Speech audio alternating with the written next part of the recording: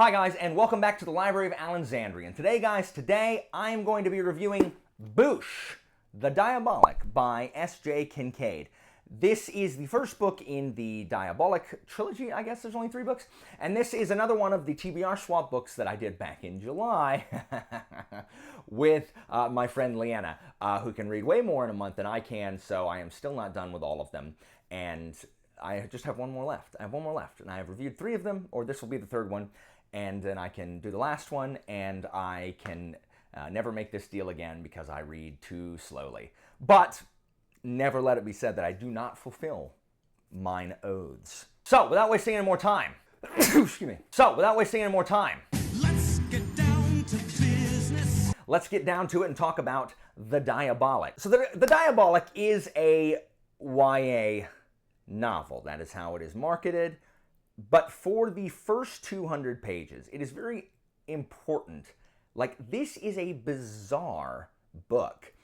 For the first 200 pages, I was flabbergasted. I was shocked and awed by how much I enjoyed this book in the first 200 pages. I'm like, surely, I enjoyed the first 200 pages more than I enjoyed the first 200 pages of Fireborn, which is a YA novel I gave 5 stars. And again, YA is an age range, but it's just like younger characters with typical young adult tropes type things. And this was missing a lot of that. It had younger characters, yes, but that's pretty much it. It was a gripping, tense, interesting political thriller filled with intrigue for the first 200 pages. So the world of the Diabolic is it is a far-flung future. It does take place in our world, but it's far, far in the future. And space travel has happened, and all of human knowledge was stored in these archives digitally. And then there was this huge supernova, and it completely wiped out all of the digital information and information about technology, and all that's left are musty books that are scattered around the galaxy, I guess. But from this rose a religion called the Helionics, who worship Helios, worship the sun, and they say that supernova was sent by Helios, and so they have forbidden technology. They have forbidden tech, they have forbidden education, science education, they've forbidden science just in general. You cannot study science, you can't study technology or engineering, any of that. And so the ruling party are the grandiloquents, which are really kind of like Roman patricians, because I should say, this is like Claudius in space. This is how it was pitched to me by Leanna, and there's a lot of truth to that. These are the Romans. The grandiloquents are the Roman patricians, and they all live on their starships, and they rule from their starships, and there's this huge collection of starships that form the capital where the emperor is and all that stuff, and you come and you dock with his main ship if you're visiting or whatever. And then the humans who are planet side are called the excess because they're the excess. And they're planet colonists, and they're governed by patrician families they're governed by the grandiloquents, but they're forbidden again to learn that technology and all this stuff. And the spaceships that they're on are aging, and no one knows how to fix them, and no one knows how to build any more because all of that knowledge is lost/forbidden, etc. And that's the world they live in. In addition, there were these robot bodyguards, kind of like these cyborg android bodyguards called Diabolics they are bred kind of like wild animals, but they're bred in pens, and they are bonded with their grandiloquent, I'm just going to say patrician, with their patrician masters, their patrician charges, I guess, and they're beaten and electrocuted and just completely dehumanized until they can imprint on their charge, and nanomachines in their brain kind of make them, there's nanomachines that make them super strong in their muscles and super strong, and in their brain it wires them to where they are obsessed. They have one goal, and that is to protect their charge. And the main character of this book is a Diabolic named Nemesis. And so it's really interesting seeing what she thinks, being in her head, she who is not human. And I think Kincaid does an excellent job of showing us how unhuman, yet human-like, Nemesis is. She's not human, but she has human qualities. But it's hilarious. Every conversation, every person that Nemesis and her charge, who is named Sidonia, but she calls her Donia, who is a Donia is the daughter of a grandiloquent family that's out of a patrician family that lives away from the capital, so they're kind of far out in the outer, like, fringe of the galaxy, I guess. And, you know, her dad likes to read, and this causes problems and that kind of thing. But Nemesis is supposed to guard Donia, and anyone who comes in contact with Donia, Nemesis is playing in her mind how to kill these people. Like, for the first like third of the book, Nemesis, every conversation Nemesis has in her plan, in her head, is how to kill somebody, or she'll just she'll just tell people like that she's going to kill them if, you know, they make a wrong move. So it's kind of like, it's like the only good part of Zane in Well of Ascension is when, you know, his voice in his head's like, you should kill that person.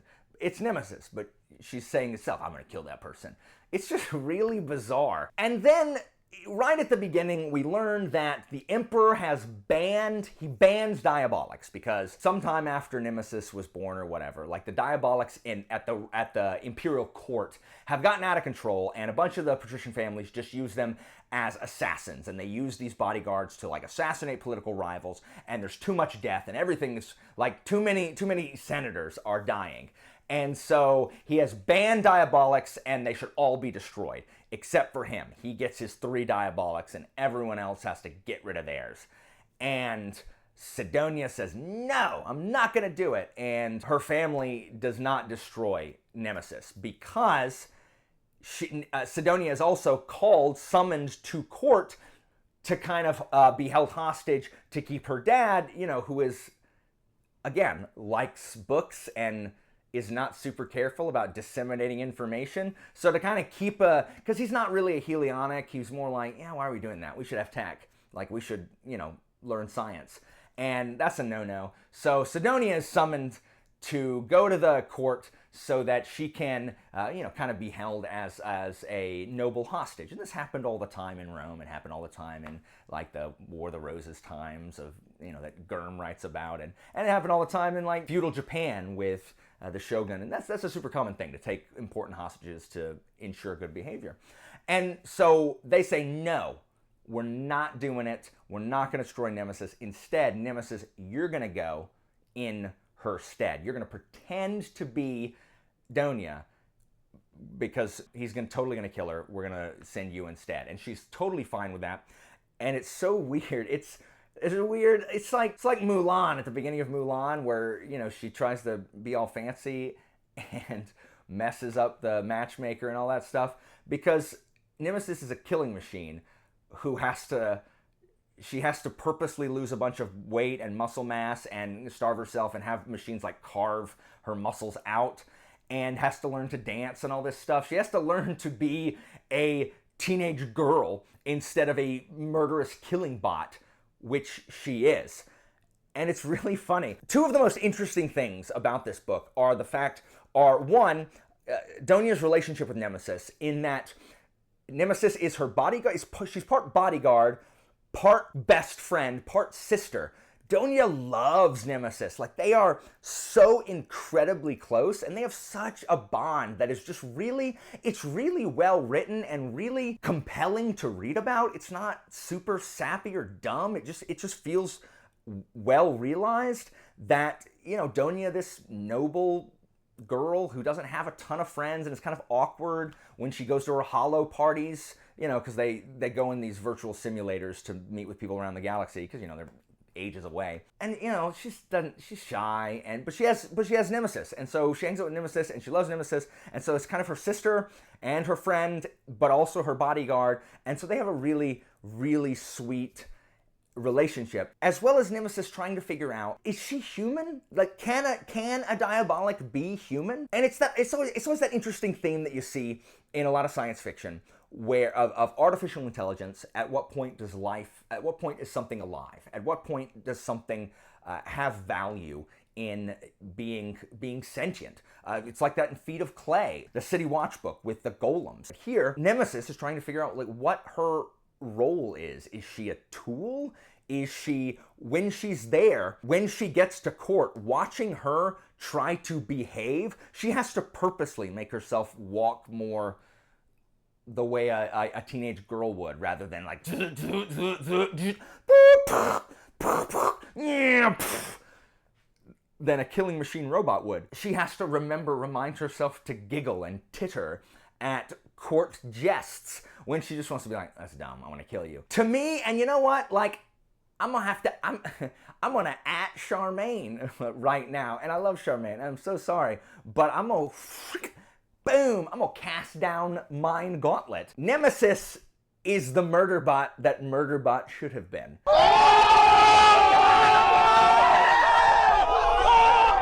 That's all I gotta say.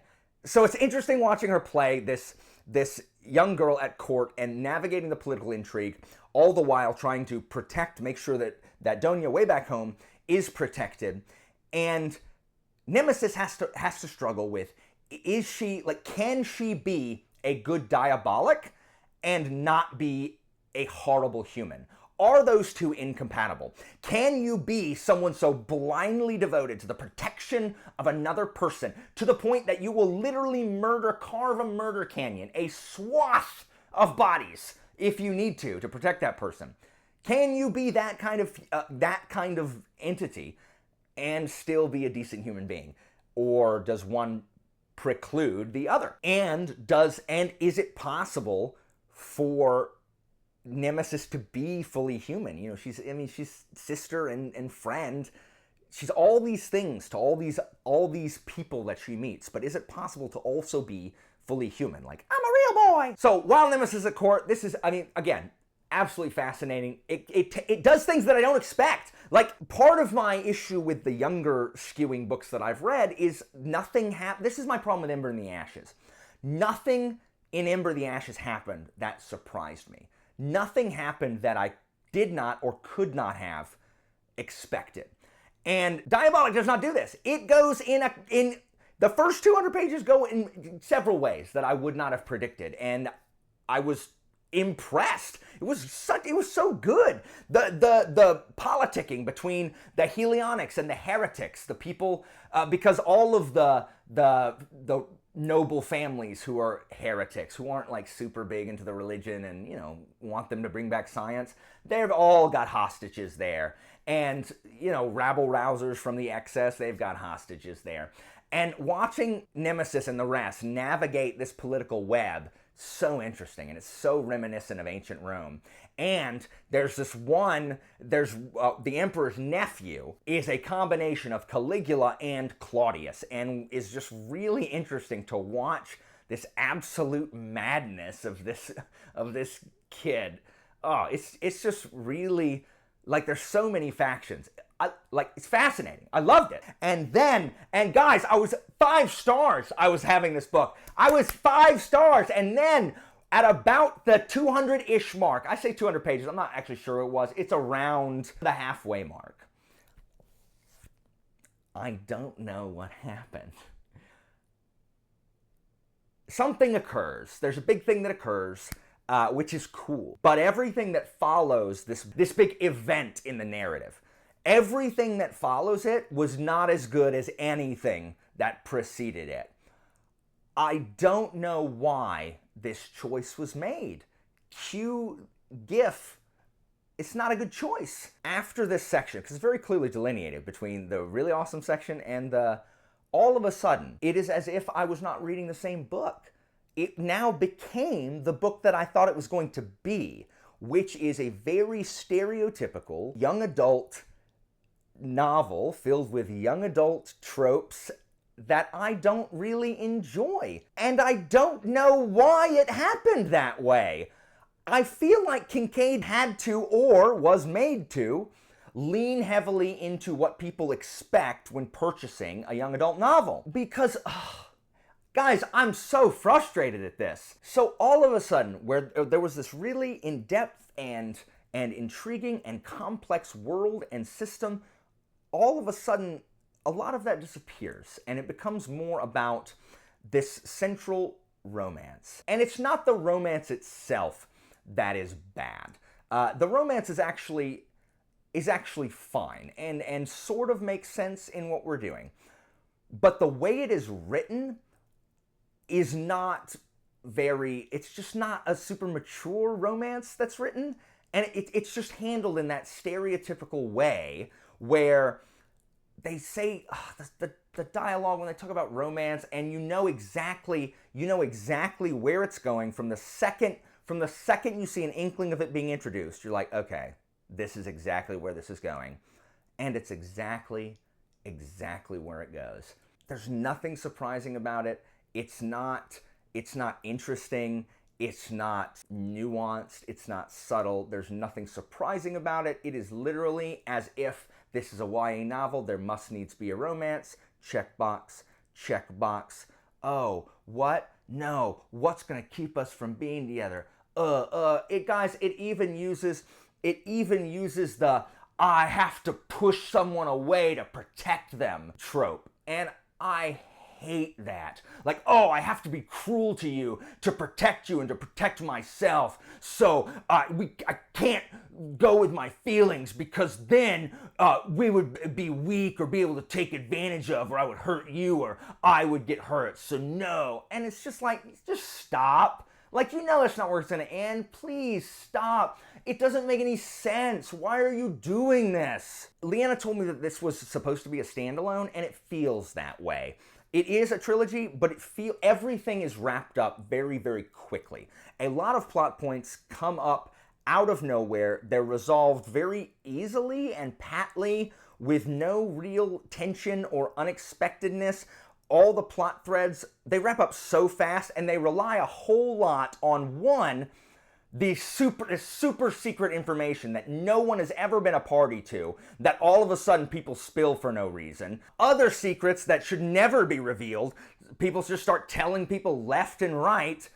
It's almost as if, like, it's almost the thing of walking past and happening to hear a conversation of the enemy at that exact time that you were passing. More than one time, a situation is resolved because someone is talking a lot and addressing a bunch of people in a room, trying to slander the villain that is also in the room, and the villain just stands there and lets them talk, when it's just like, you would be cut down. Like, you would be shot and gunned down where you stand.